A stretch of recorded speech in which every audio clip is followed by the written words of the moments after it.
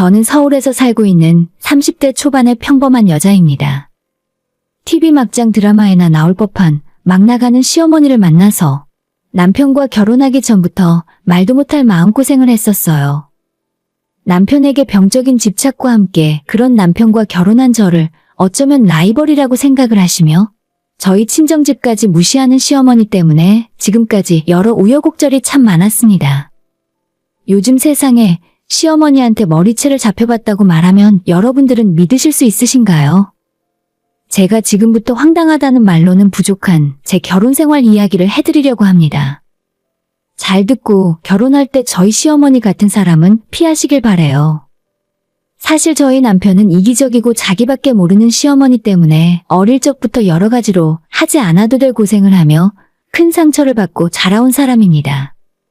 다행히 어머니와는 정반대로 자상하고 성격 좋은 시아버지가 있어서 그나마 버티고 살 수 있었던 거죠. 남편의 집은 어린 시절 그렇게 넉넉한 형편은 아니었는데 그래도 충분히 남들 할 거 다 하면서 소박하고 행복하게 살 수 있는 집이었다고 해요. 하지만 시어머니는 주변에 돈 잘 버는 자기 친구 남편들과 시아버지를 비교하며 매일 구박을 했었고 없는 형편에 시어머니가 카드건 대출이건 빚까지 져가며 사치를 부리느라 시아버지의 고생이 이만저만 아니셨다고 합니다. 게다가 시아버지가 버젓이 두 눈 뜨고 살아계시는데도 부자 남편과 다시 재혼하고 싶다는 말을 아무데서나 하고 다니셨다고 해요. 본인은 농담 반 진담 반이라고 하는데 농담이면 재미가 하나도 없고 진담이면 정말 끔찍한 이야기 아니겠어요? 진짜 웃긴 건 나중에 남편 중학교 올라갔을 때 어머님이 다니고 있던 헬스장에서 젊은 남자와 바람이 나서 같이 짐을 싸 야반도주를 했다는 겁니다. 사춘기 남편에게는 엄청난 충격이었고 2달도 못 가 같이 도망간 남자에게 버림을 받아 다시 집으로 돌아왔다고 하는데 정말 제정신이 아닌 사람이죠.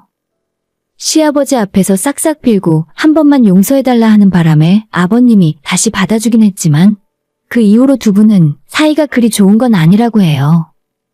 시아버지가 어머님을 다시 받아준 이유는 하나뿐인 아들을 엄마 없이 혼자 크게 두고 싶지 않아서였다고 합니다. 그렇게 큰 사고를 치고 돌아온 이후로도 시어머니는 여전히 정신을 차리지 못하셨고 술에 빠져 살며 여기저기 동네 사람들과 싸움을 벌이고 심심찮게 사고를 치고 다니셨다고 해요. 시아버지는 어머님 뒷수습을 하느라 경찰서도 몇 번 다녀오셨고 정말 지금까지 많은 고생을 하셨더라고요. 밖에서는 힘들게 일을 해서 가족을 먹여 살리고 집에서는 어머님 때문에 정신적 스트레스로 고생을 하시다가 결국 저희 남편이 군대에 가 있을 때 아직은 이른 나이에 암으로 돌아가셨다고 합니다. 암의 원인이 여러 가지가 있겠지만 평소 어머님 때문에 스트레스를 많이 받았고 그 때문에 술도 많이 드셔서 그런 것 같아요. 그나마 불행 중 하나 다행이라면 아버님이 생전에 암보험 생명보험을 들어놓으셨어요. 아마도 아버님 본인 생각에 시어머니가 못 믿어왔는지 언젠가 본인이 잘못됐을 때 아들 뒷바라지를 끝까지 못할 수도 있을 것 같아서 빠듯한 살림에도 보험을 들어놓으셨던 것 같아요. 하지만 남편에게 전해들은 그 이후 시어머니의 행동은 충격 그 자체였죠. 군대에서 훈련을 받던 중에 아버님이 위독하시다는 연락을 받고 급하게 휴가를 나오게 되었는데 내려오는 그 사이에 아버님이 돌아가시고 말았죠. 바로 장례식장에 도착해보니 어머님은 아버님이 돌아가셨는데도 슬퍼하며 울고 있기는커녕 이제 시아버지 덕분에 잘 먹고 잘 살게 되었다며 좋아하셨다는 겁니다. 얼마 후 생명보험금을 받은 그날부터 잔뜩 신이 나서 새 집을 알아보러 다니셨다고 해요. 어머님의 행동에 너무 큰 충격을 받았던 남편은 아직도 그때의 일을 어제처럼 생생하게 기억하고 있더라고요. 그래도 불행 중 다행인 건 시어머니가 완전 생각이 없는 사람인 건 아니었는지. 아버님 생명보험금과 당시의 집 전 재산으로 3층짜리 건물을 구입했고 그 건물에 3층으로 이사를 가신 후에 나머지는 월세를 돌려 생계를 꾸려나갔다고 해요. 그러다 그 주변이 싹 다 철거되고 아파트 단지로 재개발이 되면서 신축 아파트는 물론이고 평생 벌지도 못할 돈을 갖게 되셨다고 들었습니다. 여기서 이야기가 끝이었으면 나름대로 나쁘지 않은 이야기일 수 있겠지만 어머님은 수중에 돈이 생기자 정신을 못 차리고 사치를 부리기 시작하셨고 춤바람이 나서 재산 중 상당수를 다 날리셨다고 해요. 재산의 절반 이상을 잃고 나서야 정신을 차렸고 지금은 예전만큼 잘 사는 건 아니지만 어머님이 남은 평생 일을 하지 않고도 먹고 사는데 문제는 없다고 들었습니다. 남편은 이 정도만으로도 다행이라 여기고 있어요. 그런 자기 엄마한테 완전 질려서 여자들은 다 저런 줄 알고 원래 남편은 저를 만나기 전까지는 결혼은 물론이고 연애도 절대 안 한다는 비혼주의자였어요. 하지만 30이 넘은 나이에도 혼자 지내고 있으니 주변에서 여자 만나보라는 소개팅 자리가 계속 들어왔고 몇 번을 거절하다가 어쩔 수 없이 나가게 되었는데 그 자리에서 만난 사람이 바로 저였습니다. 남편은 저를 보고 첫눈에 반하게 되었고 왠지 모르겠지만 이 사람이라는 생각이 바로 들었다고 해요. 그렇게 만나 연애를 2년 넘게 했었는데 남편은 선뜻 저와 결혼하겠다는 마음을 먹지는 못하고 있었습니다. 저도 결혼하고 나면 자기 엄마처럼 변해서 결혼 생활을 지옥으로 만들게 될까봐 그 걱정에 결심을 내리질 못하고 있었어요. 하지만 연애하는 중에 남편 집안 이야기를 다 듣고 미리 제가 다 알고 있었기 때문에 제가 먼저 결혼하자고 말을 꺼냈어요. 이미 저희는 서로 없으면 이제 못 사는 사이가 되었고 단지 제정신 아닌 시어머니 한 사람 때문에 결혼을 하지 않는다는 건 받아들일 수 없는 일이었죠. 제가 남편에게 결혼하자고 먼저 이야기했을 때 남편은 시어머니가 결국 저까지 괴롭히고 불행하게 만들 거라며 안 된다고 거절했습니다. 하지만 저는 그런 건 전혀 상관없었고 우리 두 사람만 확실하면 뭐가 문제겠냐 싶은 생각이었죠. 제가 남편에게 프로포즈를 하고 얼마 후 처음으로 시어머니에게 인사를 드리러 갔었는데 남편이 걱정하던 일은 벌어지지 않았습니다. 그래, 아가씨는 고향이 서울이야? 아니요, 제가 고등학교까지 지방에서 살았어요. 부모님은 아직도 지방에 사시고 저는 대학을 서울로 다니게 되면서 그때부터 서울에 살기 시작한 거예요. 저희 부모님이 지방에 산다는 말을 듣자마자 시어머니의 밝은 표정이 한순간에 뭘 잘못 씹은 표정이 되어 저를 어처구니 없다는 듯 바라보셨습니다. 내가 뭘 잘못했나 싶어 당시에는 왜 저러는지 몰랐고 다행히 그 뒤로 별다른 일은 생기지 않은 채 잘 마무리했어요. 그리고 며칠이 지나서 시어머니가 남편 몰래 저한테 연락해 얼굴을 보자고 불러내셨죠. 나 2번 이야기 안 해? 내 아들이랑 헤어져라.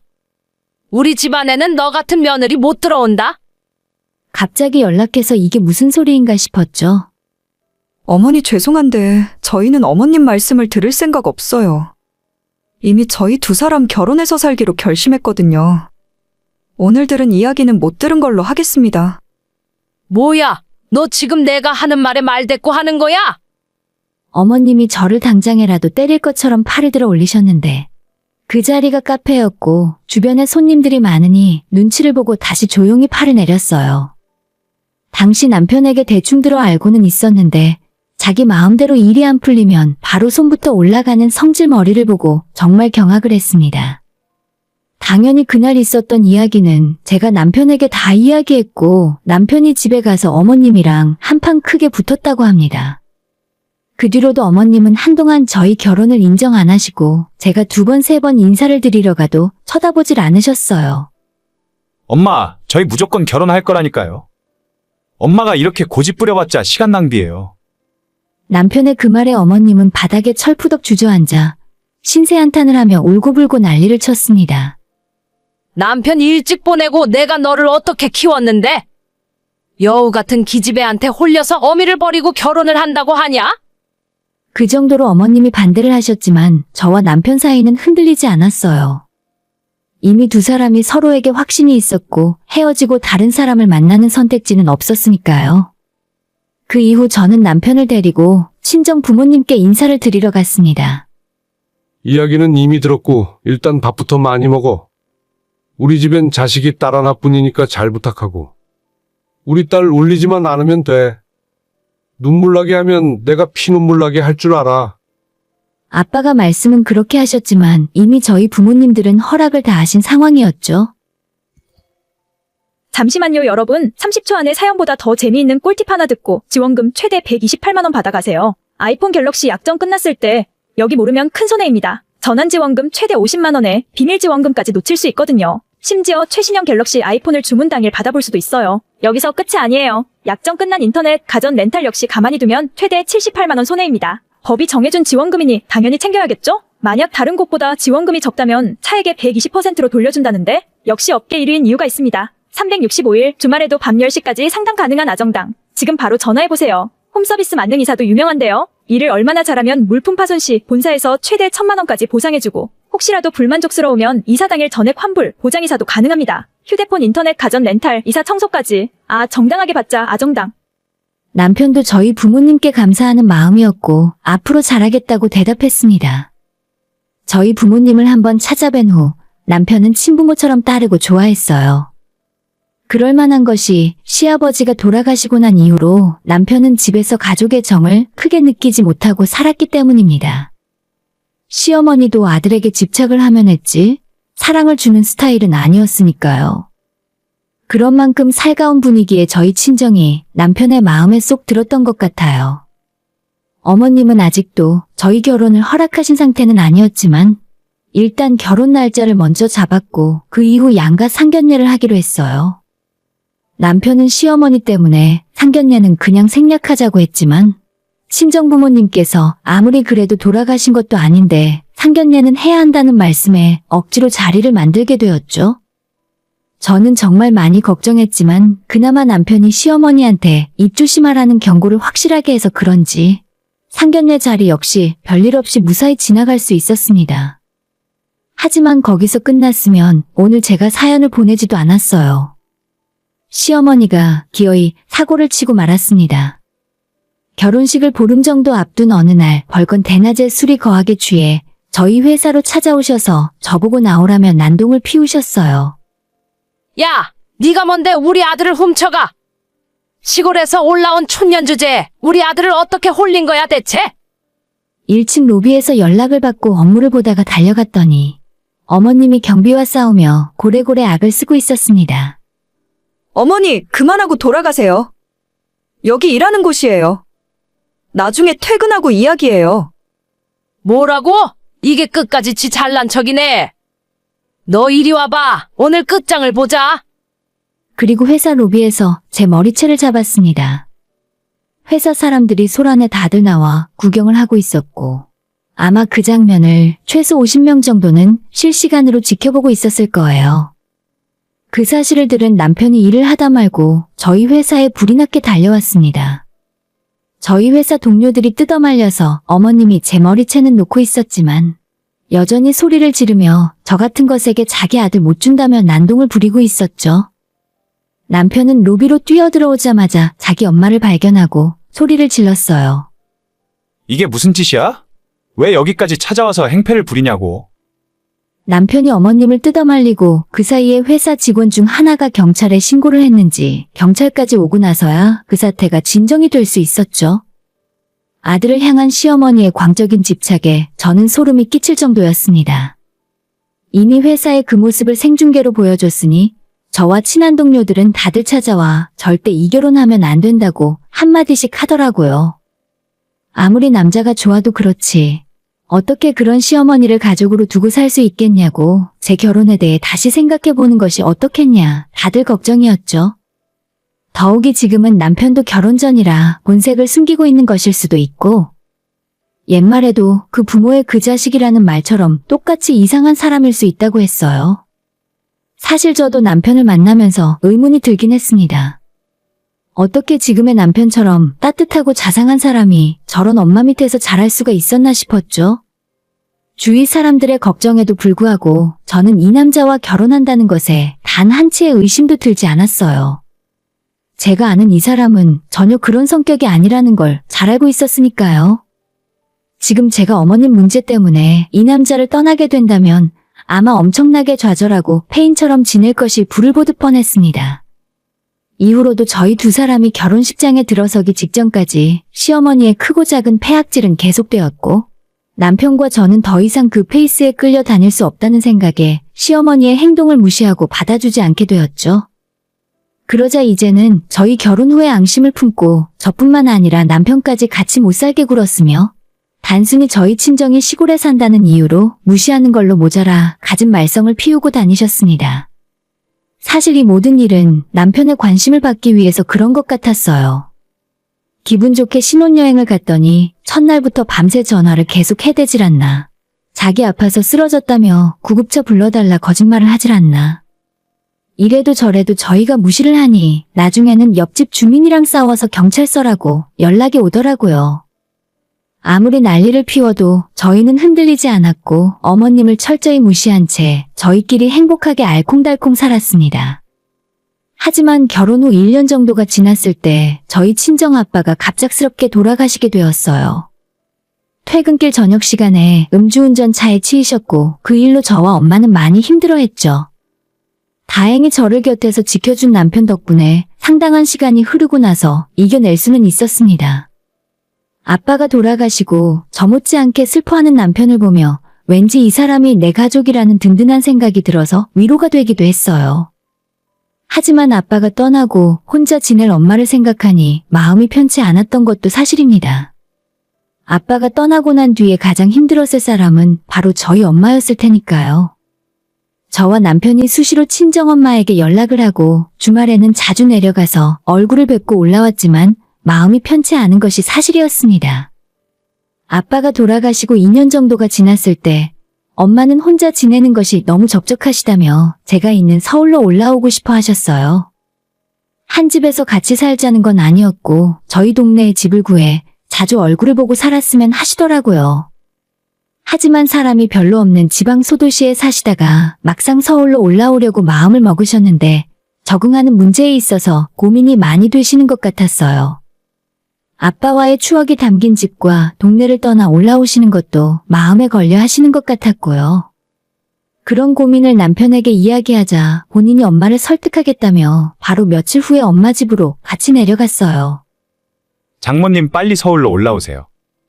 앞으로 맨날 저녁도 같이 먹고 이 사람이랑 백화점 쇼핑도 다니고 하세요. 사람 사는데 다 똑같으니까 너무 겁먹을 필요 없으세요. 저도 장모님 해주시는 맛있는 반찬 자주 먹을 수 있으니까 좋아요. 남편의 설득으로 친정엄마는 서울로 올라오시는 결정을 하시게 되었습니다. 그 후 남편은 뭐가 그리도 좋은지 친정엄마가 이사 오시는 날만을 손꼽아 기다리고 있었어요. 장모님이 서울에 올라오면 어디부터 모시고 갈지 계획을 다 짜두었더라고요. 이 사람에게 이미 저희 엄마는 친엄마 이상의 존재가 되어 있었습니다. 하지만 그 사실을 나중에 알게 된 저희 시어머니의 반응은 남편과는 완전히 정반대였어요. 친정엄마가 서울로 이사 오신다는 말을 듣자마자 저한테 불이 났게 전화해서 한다는 말씀이 정말 웃기지도 않네. 너희 엄마는 서울 집값이 얼마인지나 알기나 하시니? 총구석에 오래 살아서 그런가 세상 물정을 어쩜 그렇게 몰라. 너희 엄마가 그런 소리를 하면 너라도 나서서 말렸어야지. 아니, 저희 엄마가 올라온다는데 본인이 뭐라고 저러는지 모르겠더라고요. 돈 한 푼 보태달라 한 적 없는데 저런 말을 들을 때마다 오만정이 다 떨어지고 속에서 천불이 올라왔습니다. 저나 남편도 아니고 사돈이 시골에서 살든 서울에서 살든 본인이랑 대체 무슨 상관이랍니까? 아마도 자신이 집착하던 하나뿐인 아들을 제게 뺏겼다는 생각과 함께 친정 부모님이 시골에 사시니 가난하고 보잘것없는 집안이라고 생각해서 제 모든 것이 싫었던 것 같아요. 그 이후로도 친정엄마가 서울로 올라오실 때까지 노골적으로 저희 친정을 무시하고 조롱하는 시어머니의 행동은 계속되었죠. 돈도 없는 시골촌 사람이 서울에 올라와 정착하고 살 수 없을 거라며? 만약 제가 엄마한테 금전적인 도움을 준다면 자기가 가만히 있지 않을 거랍니다. 그 소리를 듣고 저도 한마디 하고 싶었는데 어머님이랑 말을 섞다 보면 도저히 답이 안 나오는 상황이라 그냥 아무런 반응 안 하고 한 귀로 듣고 흘리고 말았죠. 무식한 시어머니 상대해봤자 괜히 힘만 낭비하잖아요.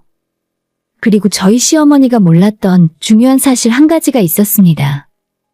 예전엔 친정 부모님이 농사를 지으며 사셨는데 지금은 그 땅이 10여 년 전 기업도시라는 이름으로 완전히 아파트촌 신도시가 되어 있거든요.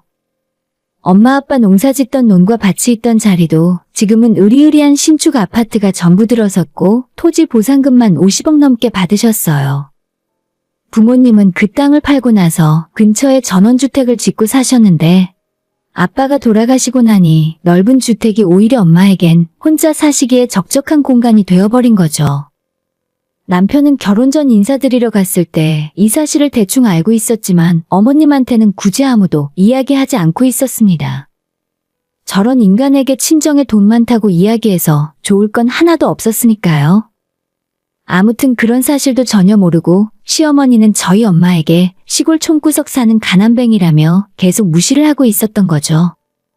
서울 집값이 비싸니 어쩌니 하면서 올라오지 못할 거란 시어머니의 말과는 다르게 엄마는 저희 집에서 10분 거리의 아파트를 15억에 매입하셨고 순조롭게 이사를 마치셨어요. 엄마는 집들이를 한다며 저희 부부와 시어머니를 이사한 집으로 초대하게 되었는데 어머님은 저희 엄마가 본인 생각보다 좋은 집에 잘해놓고 사니까 눈이 휘둥그레 뒤집어졌습니다. 얘, 너희 엄마는 촌에 살면서 무슨 돈이 나서 이런 집을 사셨니? 혹시 우리 아들 돈으로 너가 보태준 거 아니야? 뭐 눈엔 뭐만 보인다더니. 저희 부부가 돈을 벌면 얼마나 번다고 이런 집을 사는데 돈을 보탰겠습니까? 아니라고? 아니면 너희 엄마가 무슨 돈으로 이런 집을 사? 나도 여기 살까 하다가 너무 비싸서 못 샀는데. 엄마, 제발 그만 좀 해. 엄마 생각에는 내 월급으로 이런 집을 살 수 있다고 생각하는 거야? 제발 창피하니까 입 좀 다물어줘. 이대로 뒀다가는 어머님이 또 우리 친정엄마 앞에서 이상한 소리를 할 것 같아서 친정부모님이 재산을 어떻게 모으게 되셨는지 대충 설명했어요. 정확한 액수를 이야기하진 않았지만 이런 집 몇 채는 살 수 있는 돈이라고 말했죠. 그런데 엄마가 재산이 많다는 사실을 알게 된 시어머니의 태도가 갑자기 180도 돌변해버린 겁니다. 엄마를 원수 보듯 무시하며 우습게 알더니 갑자기 살갑게 굴면서 저희 엄마에게 잘 보이려고 애를 쓰고 있더라고요. 그리고 그날 이후로 굳이 싫다고 됐다 거절하는 엄마를 억지로 끌고 다니며 서울 이곳저곳을 구경시켜 주셨습니다. 저렇게 두 분이 잘 지낸다면 별 문제가 없었겠지만 며칠 후에 어머님이 또다시 이상한 소리를 하셨습니다. 너희 어머니가 나한테 똑같은 아파트 사주기로 하셨어. 같은 아파트 살면서 자주 보고 살자더라. 네? 그게 무슨 소리세요? 우리 엄마가 그러실 리가 없는데. 아니라니까? 내가 아까 너희 엄마 만나서 앞동으로 이사 오고 싶다 했더니 괜찮은 생각이라며 좋다고 했다니까? 그건 그냥 하는 말이죠. 그게 왜 어머님한테 집을 사주겠다는 소리예요? 맞아, 엄마. 제발 그만 좀 해. 이제는 정신까지 어떻게 되어버린 거 아냐? 예전에는 장모님 가난하다며 무시하더니 이제는 돈 좀 있는 것 같으니까 친한 척 하면서 돈 뜯어내려고 하는 거야? 내가 이러면 엄마 때문에 장모님 얼굴을 볼 수가 없다니까. 제발 그만 좀 해. 하지만 시어머니는 진짜 머리가 어떻게 되어버린 것 같았어요. 저희가 회사에 모두 출근하고 없는 평일에 친정엄마를 또 만나셨습니다. 그리고 그날 두 분이 나눈 대화는 전부 제가 듣게 되었어요. 엄마한테 우리 시어머니가 이상한 사람이니 만에 하나 집에 찾아오면 반드시 핸드폰 녹음기로 대화를 전부 녹음해 놓으라 말했거든요. 진짜 그 대화 내용을 들으니 가관이었습니다. 사부인 제가 이번 주까지 아파트 계약금 넣어야 하니까 저번에 말씀드린 부동산으로 돈 가지고 나오세요. 그 집 딸한테 내 아들 뺏긴 것도 억울한데 이제 그 보상을 받아야겠습니다. 진짜 왜 이러시는지 모르겠네요. 제가 그 돈을 왜 드려야 하죠? 돈도 많다면서 괜히 아까워하지 마시고 좋게 말로 할 때 주시는 게 좋을 겁니다. 아니면 제가 며느리한테 앞으로 어떻게 할지 몰라요? 아시겠어요? 이거는 집을 사달라 부탁하는 것도 아니고 완전히 저를 가지고 협박을 하더라고요. 저희 엄마도 시어머니가 노골적으로 접근했을 때 적당히 가방이나 하나 사주고 치우려 하셨다는데 집을 사달라고 할 줄은 꿈에도 모르고 계셨던 거죠. 해도 적당히 해야 하는데 이건 완전히 범죄나 다름없었습니다. 남편한테 말을 해야 하나 말아야 하나 고민하다가 이건 어쩔 수 없겠다는 생각이 들어 녹음 파일을 남편에게도 들려줬어요. 당연히 자기 엄마의 말도 안 되는 협박질을 들은 남편은 저희 엄마에게 사과를 먼저 하고 바로 시어머니 집으로 달려갔습니다. 문 열어. 당신이 그러고도 사람이야. 당신이 그런 짓을 하고도 내 엄마라고 할 수 있냐고. 다 필요 없고 난 오늘부터 당신 아들 아니니까 앞으로 혼자 살아. 혼자 살다가 아프던지 잘못되던지 내가 알 바 아니니까 연락도 하지 마. 아들, 지금 그게 엄마한테 무슨 말버릇이야? 저 총것이 너한테 그렇게 가르쳤니? 진짜 미치겠다. 당신이 그렇게 개망나니처럼 행동했으면 그 대가를 치러야지. 앞으로 다신 찾아오지 않을 거고 핸드폰 번호도 차단할 테니까 연락도 하지 마. 한 번만 우리 장모님 찾아가면 경찰 신고해서 콩밥 먹게 해줄 거니까 그렇게 알아. 이게 다 전현 때문이야? 저것만 우리 집안에 안 들어왔으면 내가 아들이랑 이렇게 될 리가 없어. 라고 하며 어머님이 저한테 달려들었고 깜짝 놀라 맞서 싸워야 하나 생각하고 있었는데 남편이 자기 엄마를 뒤에서 붙잡고 확 밀쳐버리더라고요. 어머님은 방바닥에 쓰러져 엄청 놀란 얼굴로 남편을 바라봤지만 남편은 세상 정말 차가운 얼굴로 넘어져 있는 시어머니를 노려보고 있었습니다. 그리고 아무 말도 하지 않고 저를 데리고 시댁을 나왔어요. 그동안 아무리 폐악질을 부려도 끝내 부모 자식 연을 끊지는 못하고 살았는데 남편도 저도 더 이상은 안 되겠다는 생각이 들었어요. 그렇게 어머님과 연을 끊고 집으로 돌아오는데 남편은 자기가 진작에 이렇게 했어야 하는데 빨리 결정 못해서 미안하다고 저한테 사과를 했습니다. 솔직히 반대 입장이었어도 참 애매하긴 할 것 같았습니다. 아무리 미워도 낳아주고 키워준 친엄마인데 어떻게 쉽게 인연을 끊고 살 수 있겠어요. 하지만 그 시어머니가 저희 친정엄마를 협박하는 상황이 되자 남편은 결국 자기 엄마와 부모 자식 연을 끊을 생각을 했던 겁니다. 남편에게 정말 고마우면서도 동시에 미안한 마음이 들더라고요. 그날 이후 깔끔하게 정리가 되었으면 좋았을 텐데 우습게도 어머님은 제 남편을 상대로 고소를 하셨고 저희도 녹음 파일을 가지고 시어머니에게 협박으로 맞고소를 날렸습니다. 부모 자식 간에 서로 고소장을 날리는 상황이 되니 정말 슬프고 우습더라고요. 결국에는 양측 모두 기소유예 처분을 받고 끝이 나긴 했지만 서로 변호사까지 선임해서 싸우고 나니 정말 오만정이 다 떨어져서 이제 진짜로 끝이라는 생각이 들었어요. 남편은 차라리 잘 됐다며 이런 결말이 자기 모자 사이에 어울린다 하더라고요. 시어머니는 완전히 이젠 저희 집에서 없는 사람이 되었고 남편은 친정엄마를 자기 엄마처럼 잘 따르고 주말마다 모시고 다닙니다. 한 가지 좋은 소식은 제가 얼마 전 임신 사실을 알게 되었다는 거예요. 엄마는 당신이 손주를 다 키워줄 테니 아무런 걱정하지 말라고 하셨습니다. 가족끼리 서로 이렇게 지내면 될 텐데 시어머니는 평생 손주 한번 품에 안아보지도 못하게 되실 것 같습니다. 남편이 절대 자기 엄마를 평생 용서 안 하고 나중에 위독하다는 연락을 받더라도 찾아갈 생각 전혀 없다 하더라고요. 이게 잘된 건지 맞는 일인지는 모르겠지만 일단 우리 가족을 지켰고 행복하게 살 수 있는 유일한 방법인 것 같아요. 앞으로도 계속 이렇게 아무 일 없이 행복하게 살았으면 하는 바람뿐입니다. 오늘의 사연은 여기까지입니다. 구독과 좋아요, 알림 설정 부탁드려요. 다들 행복하시고 좋은 하루 되세요.